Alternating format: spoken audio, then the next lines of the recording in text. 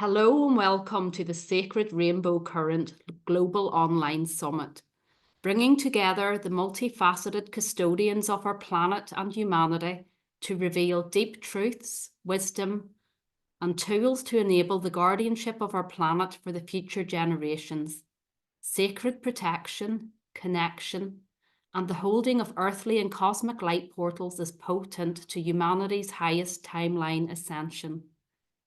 My name is Kerry Bridget McCrory, and I am your summit host and creator, airing from the Coniglen Valley in the Sperrin Mountains of Northern Ireland, Iru. My mountain is called Spatnadua, and my river is the Coniglen Burn that gradually flows into the Owen Killiu River, home to the endangered freshwater pearl mussel. Today, I am excited and delighted to introduce you all, the listeners of the Sacred Rainbow Current, to Lion Goodman. Lion hails from Sonoma County, California, home of the Homo Coast, Miwok, and Wapo First Nations people. Would you like to say hello, Lion?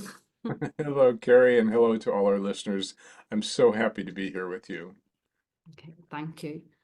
Lion Goodman is the founder of the Clear Beliefs Institute. He has 45 years' experience as an executive coach, counselor, teacher, and healer. He is called the subconscious pattern detective. Lion is a professional certified therapeutic coach and the creator of the Clear Beliefs method of trauma-informed therapeutic coaching, a proprietary process for dissolving limited beliefs, healing childhood wounds, and resolving trauma from the past. More than 650 coaches, therapists, healers, and change agents around the world have graduated from the Clear Beliefs training. Lion is the author of 5 books, including Clear Your Clients' Limiting Beliefs, Creating on Purpose, Transforming Trauma, and Clear Your Beliefs. He has taught workshops and provided trainings across the US, Canada, Europe, Central America, and China. He has been featured in international publications and has been a guest on over more than 100 summits, radio programs, podcasts, and television shows. Thank you so much, Lion, for taking time out and being present with us here today. Thank you. It's a true delight, Carrie. Okay, so today we're going to discuss how to give back your ancestral beliefs and inherited traumas. So what led you to your study of beliefs and transformation, and how are those two topics related? Mm. Um, well, first, I like to say that what led me to this entire career was the belief that there was something wrong with me, which I had from a very young age. And I find that that's actually one of the most common beliefs that people have around the world. There's something wrong with me. And there's a good reason why that's so popular as a belief to have. But I was trying to fix myself. I was trying to figure out what was wrong with me and how to fix it so that I could be normal. And I'm proud to say that after 50 years of taking more than 100 workshops and trainings, I never became normal. So that's the good news. I think normality is highly overrated. Uh, but what it did do is it helped me become more myself. And that's the idea of my training and what I do in the world is to help people become more themselves, more their true selves, and less their social selves or the mask self, the masks we wear to get along in the world and to function in the world. So those masks and the personality that we carry around are based on the beliefs we accumulate throughout our life, especially in childhood. When a baby is born, they are in the middle of a swirl of sensations, and nothing makes sense because there's nothing to compare it to. There's no words, there's no language, no structure. It's just this swirl of experience. And so the mind has this marvelous ability to put things together, to look for patterns and to identify patterns and then use them for survival. So, for example, a baby may experience what we would call a belief, but at that point it's just a structure of reality, which is when this face comes close, I feel warm and held and I get nutrition, I get warm milk. When this face comes close, I feel cold and prickly and it doesn't feel good. These are the very beginnings of what is called the patterning instinct, where we're looking for patterns and trying to put them together in order to understand how to survive, because a baby can't survive on its own. Yeah. So those basic units of understanding are beliefs, what I call beliefs. There's many other names for them, but those are the way we structure who we are, how we relate to others, how we are in the world, how to get along in the world.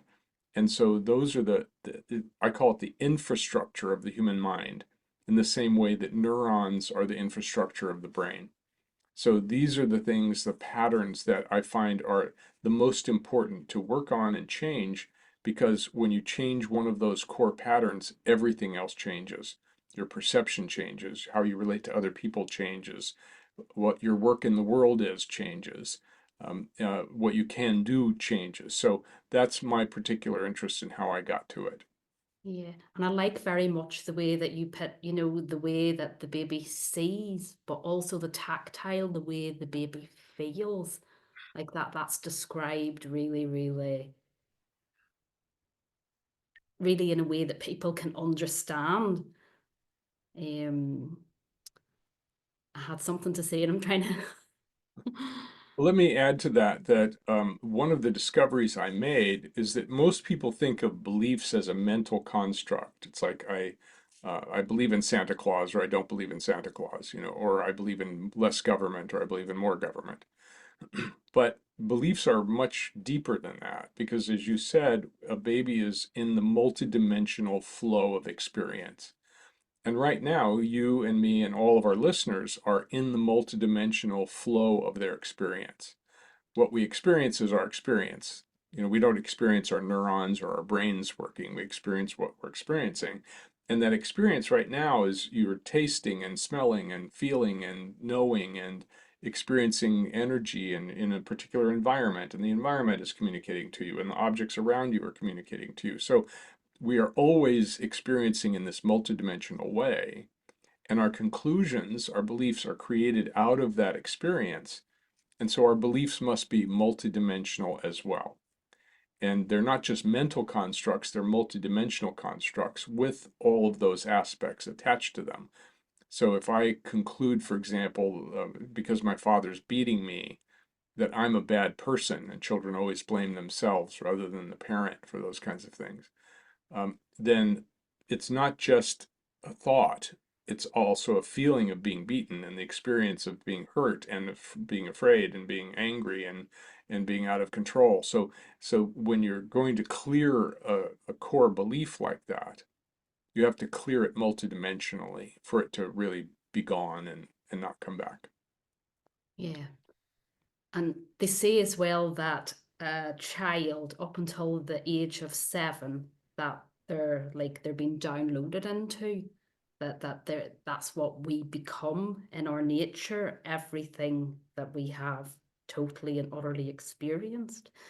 And I'm sure you have thoughts on this as well, but I would sometimes worry myself that maybe young children and babies aren't getting the level of attention on all those levels from their parents and their caretakers, that I would sort of very much worry that they're up against technology to have the attention of their parents. And how can families maybe make sure that they give their hearts and their time to their little ones. Yeah, it's so important It is. because Uh-huh. a baby has needs, and the needs are satisfied by human connection. So a baby wants to be seen, like if your mother, all of our mothers, had seen us truly for who we are, they would have said, "Oh, I'm so happy you're here. Welcome to this world. You're not going to be able to do much for a while, but I will teach you and you'll grow and everything will be okay. In the meantime, I'm going to take care of you. I'm going to love you. Who you are is perfect. You can just relax and be yourself because I'm here to care for you. And I will continue to care for you. I'll keep you safe. I'll teach you and we'll grow together because I recognize you as a soul, as a beautiful being who's already whole in your own way, and you're going to become and find your uniqueness in this world so you can contribute to the world." Now, if that had been our message from our mothers, we'd all be a little bit more sane. Uh-huh. And one of the things I would put in is maybe, to parents, maybe don't put on your phones or put on your devices first thing in the day, because you're teaching your child to do that. You're not teaching your child to connect as well. And I think I'm coming out with all of this because I have trained as a baby massage instructor. And I'm very aware that a lot of children, what they're seeing is maybe instead of the eye to eye and the heart to heart, they're seeing this, they're seeing the top of the head, Ah, and it's very alienating for the children. But I just feel that everything that you work with, like the multi-dimensional level of everybody, from the moment we come in, it's just such important knowledge that a lot of us aren't aware of. Yeah. yeah, and it's true. The brain is preset to recognize faces. So babies, right out of the womb, will orient toward a face. So that it's preset in the brain that's the most important thing. So as you said, if the face is not there, or if the face is frowning or upset or depressed or anything, then the baby's picking up not just the facial features, but the energy of the mother or father or the caregiver, the attitude of that person, and their whole uh, energy level, their whole source of energy. So a baby who's got a depressed mother, for example, postpartum depression, will experience that because they've been inside the womb, eating what mother eats, feeling what mother feels, thinking what mother thinks. Then they're outside of the womb and they're still that open, sensing being. And so if mother is depressed, their survival depends on the mother being okay. So I've worked with people, for example, who went to the rescue of their mother as an infant and tried to take on the depression of the parent in order to relieve her so that she could survive and they could survive. So these are really deep instincts. The babies will try to help the parents be better, by even taking on some of their pain or some of their emotional difficulties. So the babies are very powerful beings, and they make conclusions and they do things that will later impact their life. Yeah, that's it's so true. Um, so I'm going to sort of bring it now from the babies more into the ancestors. Um, and you have a process called the give back ceremony. And what is this used for, and how effective is it? First, I want to talk about the how we inherit ancestral beliefs and traumas. They've done experiments on rats, not very nice experiments, but they'll cause trauma in a mother rat, and then she has babies, she has pups, and trauma changes the DNA at the end caps, which are called telomeres, and they can see trauma in the mother's DNA from the experience of trauma. And then when the pup is born, they can see the same trouble, the same problem with the DNA caps, with the telomeres in the pups in the next generation, then those pups grow up in a perfectly good environment, untraumatized. But when they have pups, they can see that damage to the telomeres in their pups, and it goes 5 generations. They can see the damage of a great great grandmother rat on, for 5 generations. They can see the traumatic damage to the DNA itself. So, so we know that trauma is inherited, but we also are in a experience of the mind which extends beyond our own mind. It's a collective mind. And so if, for example, children who were in the Holocaust, who got out and who then had children, they were the child of a traumatized person. And there's a whole generation of people who are dealing with the trauma of their parents. But then it goes down to the next generation as well, because the children of Holocaust survivors had a lot of problems because they were dealing with their parents' depression and trauma. And so their children experience it as well. And we grow up inside the field, the mental, psychic, psychological field of our parents and their generation. And we take on and respond to that trauma in certain ways, in different ways. One child might say, I'm out of here. I don't want any part of this. That's a strategy for survival, and it's a good one. Another child might say, I have to take care of my parents because they're traumatized, and so they need a caretaker, and they become a caretaker personality. Another child might just get confused and become a confused person. So these are all strategies of the mind to deal with the actual things that are happening in the environment, and especially your parents are your survival relationships. So if they don't survive, you're not going to survive. This is deep instinct. A monkey pushed out of the troop is basically going to be dead soon. So we have to belong. The family is our troop. And so we'll do anything to survive and to help the troop survive. So this is how we can inherit these traumas. There's also the whole field of karma, which we have to also talk about, because more than half of the population of the world believes in reincarnation. And so, you don't have to believe in it to understand that it can impact us. But I've worked with many people who have memories of past lives and which were traumatic. And so we also have to deal with that aspect. Like, we don't know for sure reincarnation is true, but we have to work with it as if true because it impacts so many people.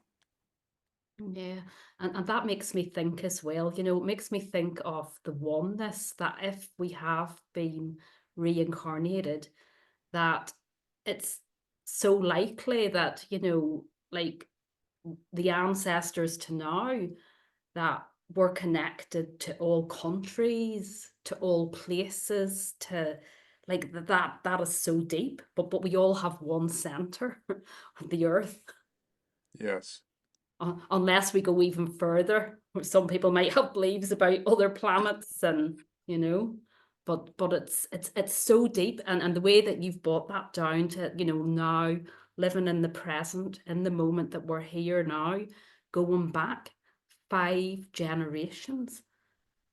Like, and often you hear them talk about, is it 7 generations or I Yeah, had to, the native people have always talked about, when you think about what you're going to do, you think about not just yourself, but 7 generations from you. So your great, great, great, great, great grandchildren.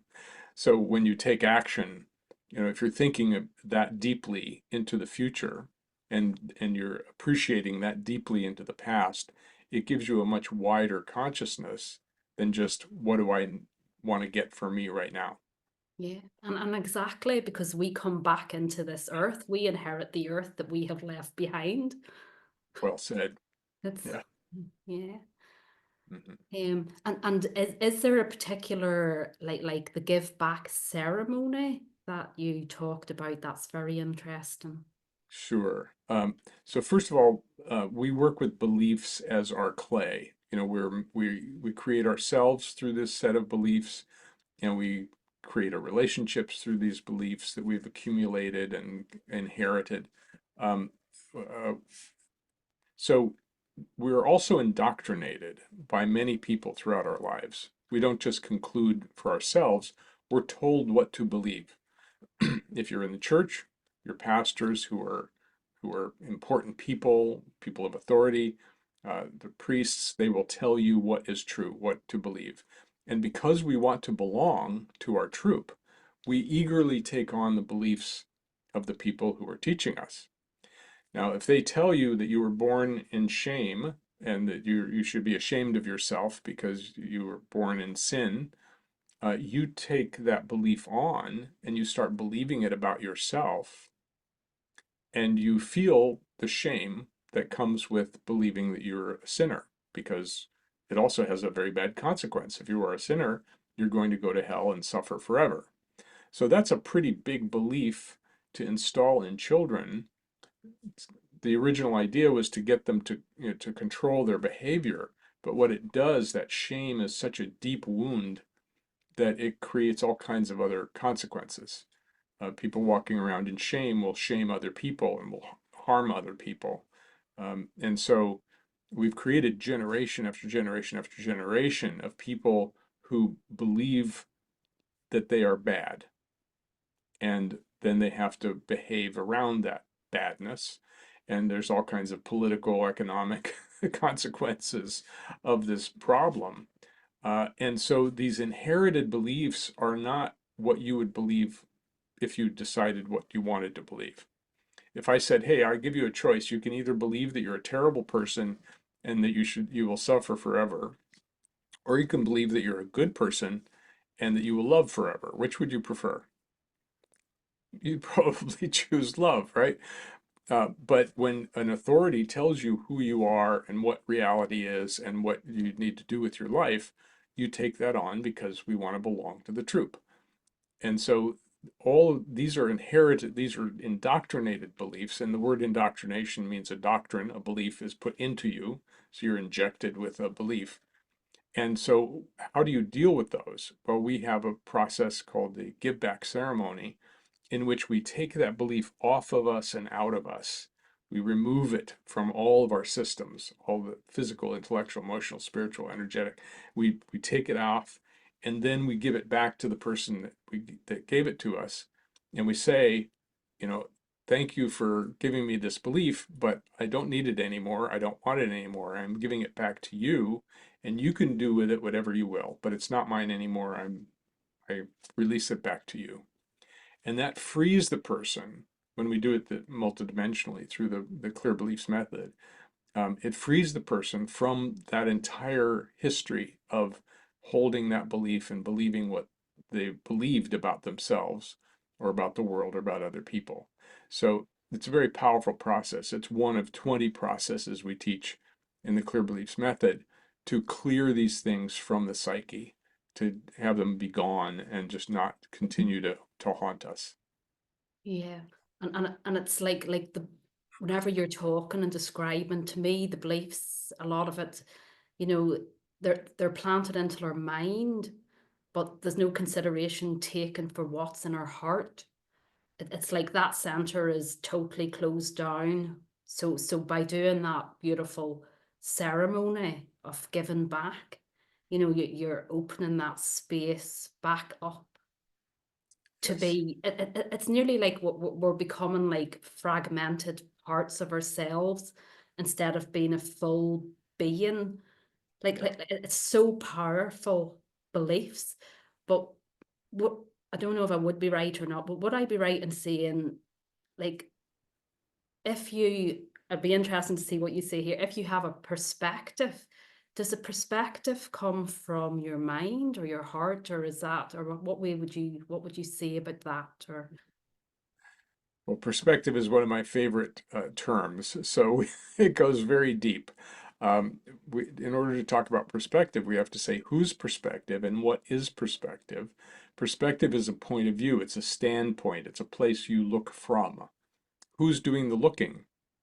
That's your observer self or your true self. And so when you can change your perspective, you're changing where you're looking from.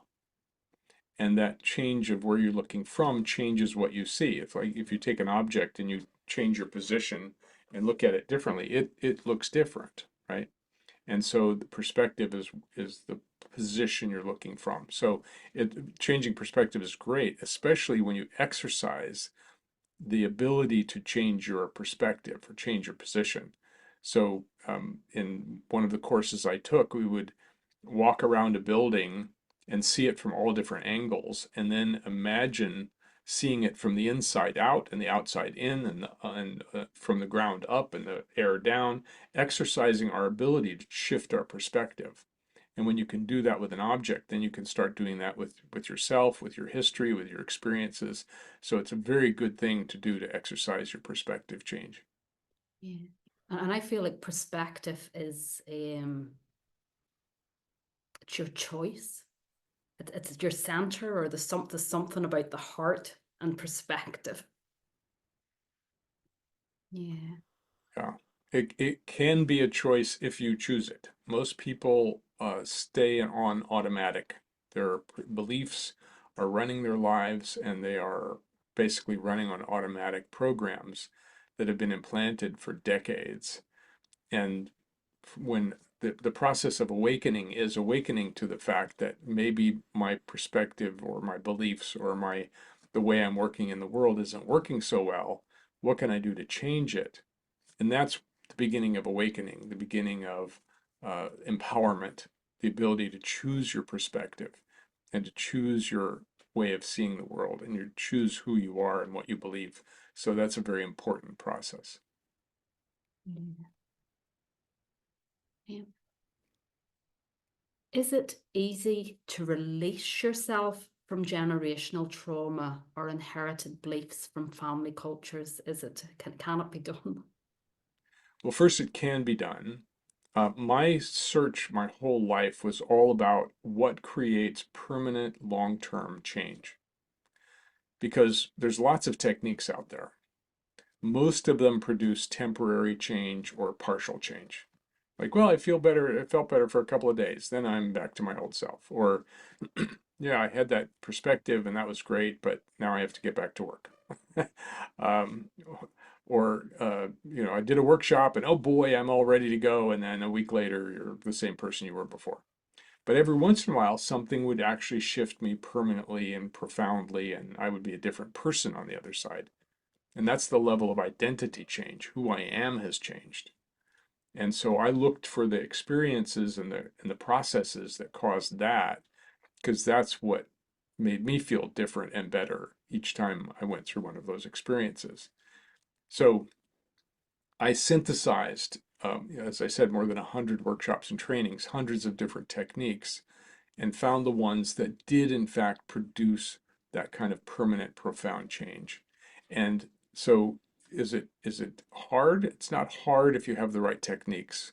It's not hard to fix an engine if you have all the tools to fix that particular engine. But if you have tools to fix a Japanese car and you get a German car, you're not going to have the right tools. So having the right tools is the key to making those kinds of changes. And once you have the right tools, then it's fairly easy. Okay. So, what is the clear beliefs method of trauma informed therapeutic coaching, and what makes it such a powerful transformational tool, and who can learn to use it? Well, I was just talking about how I came to it was by taking all these different workshops, trying lots of different techniques, all in the hope that I would fix and improve myself. And I did. I kept getting better and better and better and better.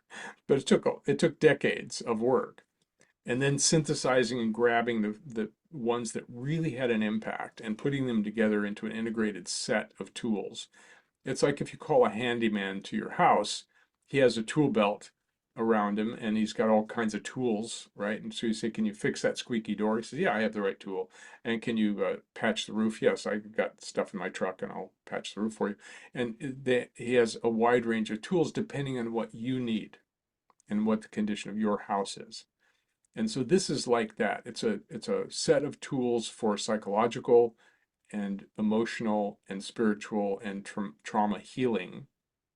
And depending on who is in front of you, you have a set of tools that you can bring out for that person in that particular case with their particular traumas or beliefs and help them clear them. So it's not a one size fits all. There's many techniques out there that I call, having a hammer. If all you have is a hammer, everything looks like a nail. And so you go around banging everything the same way, right? But like you have studied many different modalities and you have the ability to work with the person in front of you and decide which modality would be best for them. So this is similar and it has to do with the psychological and the historical and the mental and spiritual aspects of a person so that when a person comes to you and they're having a relationship problem, you find the core of the problem, which is often a belief about the other person or about oneself or about how to be in relationship, and you apply that tool. So these tools can be learned by anyone who's interested. I've trained coaches, therapists, healers, doctors, social workers, people who want to become coaches. Um, so pretty much anyone who has clients or wants clients could learn this process. It's a 6-month training to learn all of the tools and get practice with them. And I would imagine as well that part of being able to help people is it's more natural for those people who have been willing to do their own work and sit with their own feelings and their own traumas. And I think I have like this saying, you can only take people as far as you've come yourself, It's if so that true. makes sense. Yeah, it's so true. And that's why in our training, we work with ourselves as well as learning how to work with others. So every step of the way, every tool that we have, you practice it as a coach, but then you experience it as a client as well. So Mhm. you have to clear your own beliefs, as you said, to help others clear theirs. Because if there's something I can't confront in myself, if you've got that, I can't help you either. So you're absolutely right. I have to clear my traumas to help you with yours. I can't be a traumatized person trying to help another traumatized person. So that's why it takes 6 months because you're working on yourself all the way through. And many students, when they graduate, say, "I can't believe how transformed I've become through this process." But that's the intention, is exactly what you said. You can't heal another person what you haven't healed in yourself. Yeah. And it's such a massive part of life transformation, of allowing ourselves to sort of to be brewed and to be marinated and to come through those processes. And at the same time, there must be beliefs in us as well, though, that I think sometimes, even though we've come through difficult things that are hard, we can also have possibly like inherited like key, powerful spiritual um gifts from our ancestors as well. It's sort of I'm going to give you an example here. It's sort of like whenever, say my mother and father's generation, my father, he would have, been brought up in that generation. The cowboys are good, the Indians are bad, and all this here. When I was growing up, and even like I was only a young child, and I don't know where this came from, but in my mind, it was like, no, that doesn't sit with me. It's the mixture of I don't know, it's a mixture of all the parts. I don't even really know what I'm trying to say. Well, I can tell you what it sounds like you're trying to say. Yeah. You have your unique gift of being you. And I don't know why you were born with these parents and that family, but you probably had some intention to to be in a particular family, to get certain wounds so that you could gain certain strengths, so those strengths could be used to fulfill your purpose. That's my philosophy. I think everyone has that we choose a birth, often a very complicated and painful one, that builds our strengths and our powers. And if we're constantly healing ourselves, then those wounds become our powers, and those powers can be used to help other people. And I think that's what we're here for. We're here to help ourselves and each other all the time, because it's a complicated world, a complicated reality. And it might be random, that's a possibility. It might be chaotic and have no meaning, that's a possibility. But I personally would rather believe that it has meaning and that it has purpose, and that that gives me meaning and purpose. So I see a purposeful world where our wounds can become our strengths. And there's a thing called post-traumatic growth that's now been well researched. And there's not just post-traumatic stress syndrome where people are screwed up because of the traumas, but post-traumatic growth is where the person takes the wound and works on it, works on themselves, gains strengths and abilities that they didn't have before, and that becomes their growth path rather than a path that takes them down. So that's part of what you're describing as well. Yeah. It's very beautiful the way that you've put that the wound can be, it's not unnecessary. It's not for nothing. I don't mean it's not unnecessary, because it's not necessary, but it's nothing is never for nothing. No suffering is never for nothing. There's always a deeper power, a deeper love behind it that's propelling you forward. And just thank you so much for being here today, Lion, with the Sacred Rainbow Current Summit. And like, you're such a beautiful man, a humble man, and I know you have had an incredible journey yourself, where something very traumatic happened to you when you were only 22 years old. And, I would say to everybody to please go on to Lion's website and to read Lion's story about his near-death experience when he was 22 years old. And, whenever I reflected on it, the way that you reacted at such a young age, Lion at 22 is such a young man, with how you reacted to this is it. I'm not here. The peace. I think this has really stood out for me. That there was this beautiful peace, this beautiful grounding in you about that experience as well.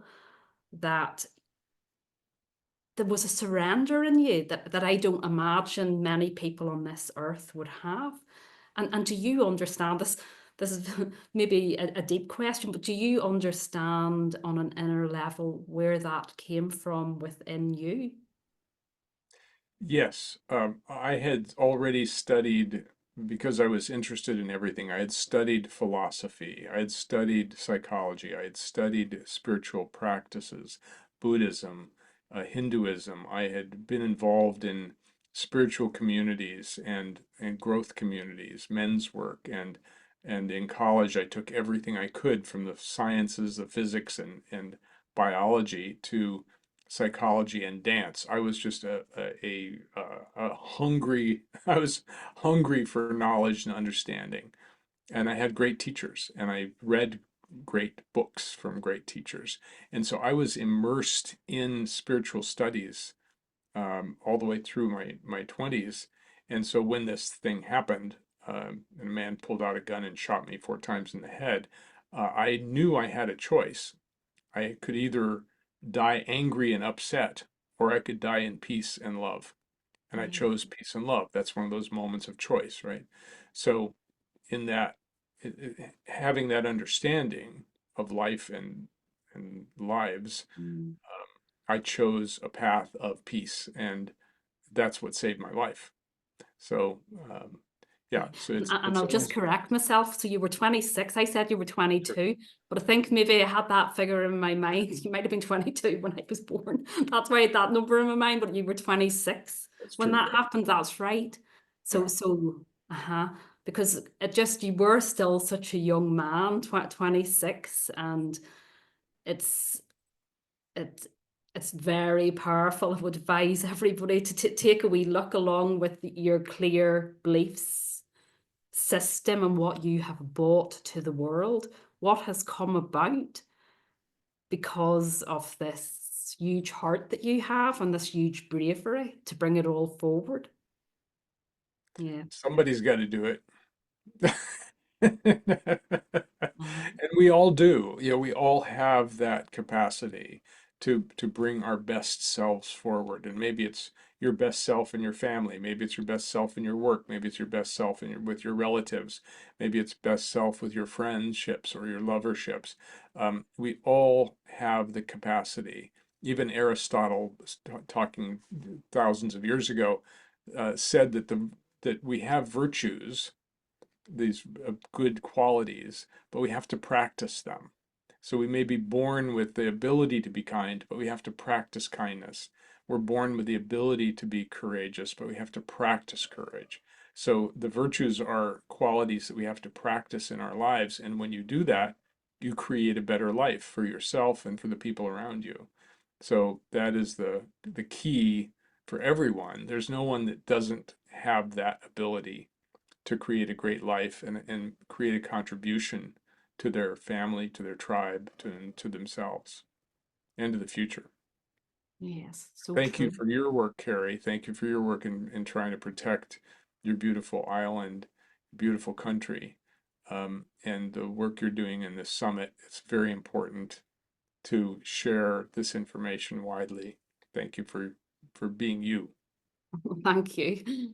And Lion, I just want to mention as well your free gift. Lion has a beautiful free gift for everybody.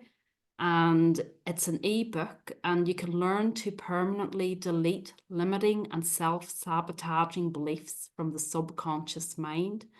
And it is just a wealth of sharing and information. So thank you so, so much for bringing that to everybody that's part of the summit as well. And just thank you so much, Lion. You're very welcome, Carrie, and I just want to wish everyone a wonderful life and the encouragement to examine your beliefs. In that ebook is an exercise called Belief Self-Diagnosis, and it's a place to start to actually look into your own belief system and to document it and to say, what is it I believe about life? What is it I believe about love? What is it I believe about courage? What is it I believe about other people? And to, by taking the subconscious mind and bringing it up to the conscious mind, we then have options of what do I want to do? Do I really want to keep those beliefs? How are they impacting me? What if I cleared them? What would that be like? What would I prefer to believe? So that's the first step. The first step is always awareness. Thank you. Thank you.